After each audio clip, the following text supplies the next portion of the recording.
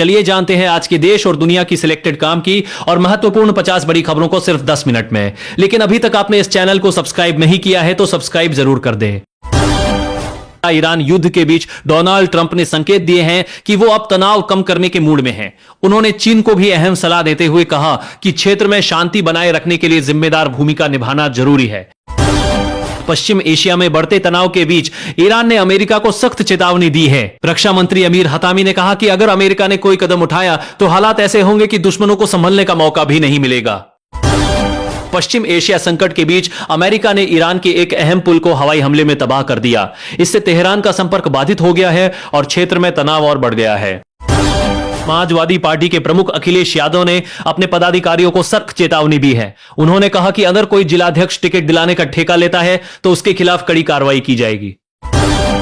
पश्चिम बंगाल में हालात को लेकर मुख्यमंत्री ममता बनर्जी ने बीजेपी पर बड़ा आरोप लगाया है। उन्होंने कहा कि पार्टी चुनाव रद्द कर राष्ट्रपति शासन लागू करना चाहती है और प्रशासन पर दबाव बना रही है।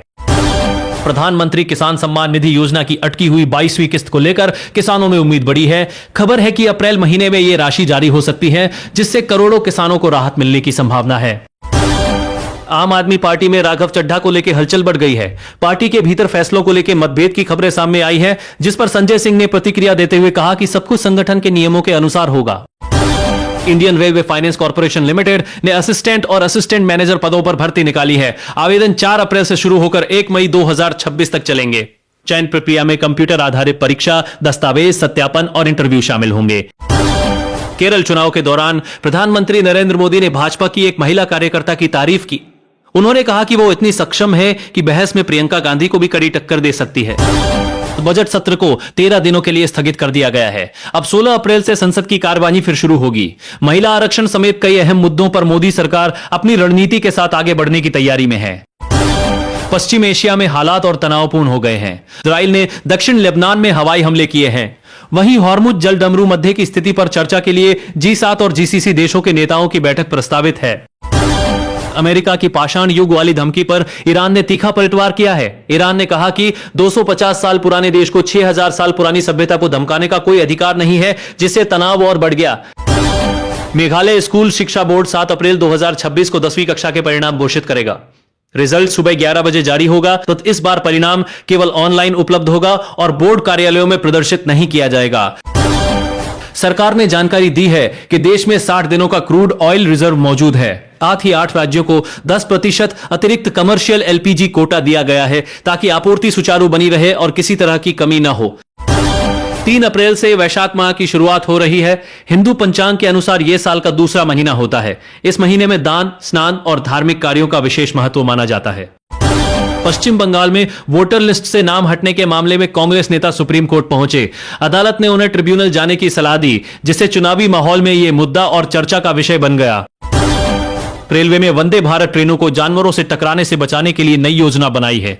ट्रैक के किनारे सुरक्षा उपाय बढ़ाए जाएंगे, जिससे ट्रेन की रफ्तार बनी रहे और हादसों में कमी लाई जा सके। चिराग पासवान ने तेजस्वी यादव पर निशाना साधते हुए कहा कि बिहार को बदनाम करना गलत है। उन्होंने कहा कि राजनीति के लिए राज्य की छवि खराब करना शर्मनाक है और इससे जनता का नुकसान होता है। पर्यावरण समिति के सदस्य बने अनंत सिंह का एक वीडियो सोशल मीडिया पर वायरल हो रहा है। इसमें उनके जवाब सुनकर लोग हंसते नजर आए, जिससे विपक्ष ने भी इस मुद्दे पर तंज कसना शुरू कर दिया है। हॉर्मुज स्ट्रेट को खोलने के लिए 35 देशों के बीच चर्चा होने वाली है। यूरोपीय संघ ने चेतावनी दी है कि ईरान युद्ध लंबा चला तो वैश्विक अर्थव्यवस्था पर गंभीर असर पड़ेगा।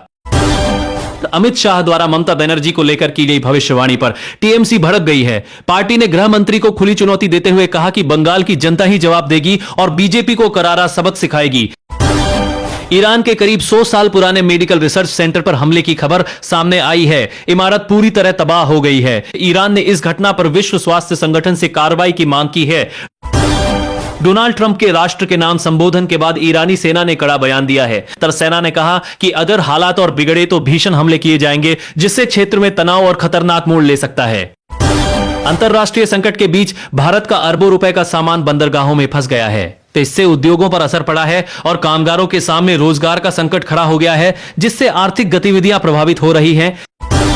लोकसभा में केंद्रीय सशस्त्र पुलिस बल से जुड़े विधेयक के पास होने पर राहुल गांधी ने विरोध जताया है। दोनों ने इसे जवानों के लिए अन्यायपूर्ण बताया और कहा कि सरकार के इस फैसले के पीछे की मंशा समझ से परे है। बिहार के मुजफ्फरपुर जिले में भोजपुरी सिंगर खेसारी लाल यादव के कार्यक्रम में अचानक बवाल हो गया। सारी भीड़ बेकाबू होने पर गार्ड्स ने लाठीचार्ज किया, जिसके बाद लोगों ने पत्थरबाजी शुरू कर दी। कई लोग घायल हुए और हालात बिगड़ने पर खेसारी मंच छोड़कर चले गए। अधिकारियों को बंधक बनाए जाने के मामले पर सुप्रीम कोर्ट में कड़ी नाराजगी जताई है। इस पर ममता बनर्जी ने सफाई देते हुए कहा कि प्रशासन पूरी तरह उनके नियंत्रण में नहीं है, जिससे मामला और राजनीतिक बहस का विषय बन गया है। कांग्रेस पर हमला करते हुए भाकपा नेता पी संतोष कुमार ने राहुल गांधी पर निशाना साधा है। उन्होंने कहा कि राहुल गांधी पुराने ख्यालों वाले नेता की तरह व्यवहार कर रहे हैं, जिससे विपक्ष की रणनीति कमजोर पड़ रही है। कंगना रनौत ने पश्चिम बंगाल की स्थिति को लेकर ममता बनर्जी पर तीखा हमला किया। उन्होंने कहा कि पिछली बार चुनाव में खून खराबा हुआ था और इस बार भी मासूम लोगों की सुरक्षा को लेकर गंभीर खतरा बना हुआ है। पश्चिम एशिया संकट को लेकर प्रियंका गांधी ने कहा कि इस मुद्दे पर राजनीति नहीं होनी चाहिए। उन्होंने सभी दलों से एकजुट रहने की अपील की और कहा कि देश हित में मिलकर समाधान निकालना सबसे जरूरी है। पाकिस्तान एक तरफ ईरान और दूसरे देशों के बीच शांति की बात कर रहा है, लेकिन खुद वहां हालात काफी खराब है। पेट्रोल डीजल की कमी के कारण सरकार के अंदर स्मार्ट लॉकडाउन लगाने पर चर्चा हो रही है और इसका एक ड्राफ्ट नोटिफिकेशन भी मीडिया में सामने आया है। टीएमसी सांसद महुआ मोहत्रा ने अमित शाह पर निशाना साधते हुए कहा कि वो महिलाओं की सुरक्षा की बात करते हैं, लेकिन भाजपा शासित राज्यों में हालात ठीक नहीं है। तो उन्होंने मणिपुर में चल रही हिंसा पर भी सवाल उठाए और कहा कि वहां पिछले 30 साल से लगातार खून खराबा हो रहा है। ईरान की सेना IRGC ने दावा किया कि उन्होंने अमेरिका के कई फाइटर जेट जैसे F-15, F-16 और F-35 को मार गिराया है, लेकिन अमेरिकी सेंट्रल कमांड ने इन दावों को पूरी तरह खारिज कर दिया। प्रधानमंत्री मोदी ने कहा कि मार्च का महीना दुनिया भर में काफी घटनाओं से भरा रहा। उन्होंने याद दिलाया कि कोरोना के समय पूरी दुनिया ने मुश्किलें झेली थी और उम्मीद थी कि उसके बाद हालात सुधरेंगे, लेकिन अभी भी कई जगहों पर युद्ध और तनाव जारी है। मौसम की बात करें तो मार्च में कभी तेज गर्मी तो कभी बारिश और ओलावृष्टि देखने को मिली। मौसम विभाग के मुताबिक अगले 4 दिनों तक दिल्ली, पंजाब, हरियाणा और यूपी समेत कई राज्यों में आंधी और बारिश हो सकती है। केरल में राहुल गांधी ने कहा कि उनके खिलाफ 36 मामले दर्ज किए गए हैं। प्रधानमंत्री मोदी ने यह भी कहा कि एनडीए सरकार जनता के विकास और रोजगार के लिए पैसे का सही इस्तेमाल करेगी। उन्होंने यह भी कहा कि केरल पर करीब 5 लाख करोड़ का कर्ज है।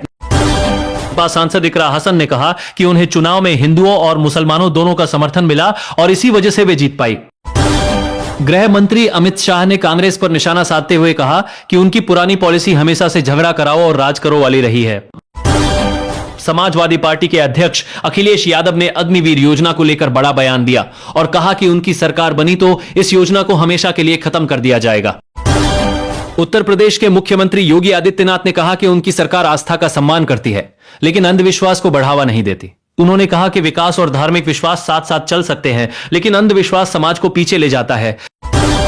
दिल्ली में आम आदमी पार्टी और भाजपा के बीच आरोप प्रत्यारोप तेज हो गए हैं। आप नेता सौरभ भारद्वाज ने आरोप लगाया कि राजधानी में खुलेआम नशे और अवैध शराब की बिक्री हो रही है, जबकि भाजपा नेताओं ने इन आरोपों को पूरी तरह बेबुनियाद बताया।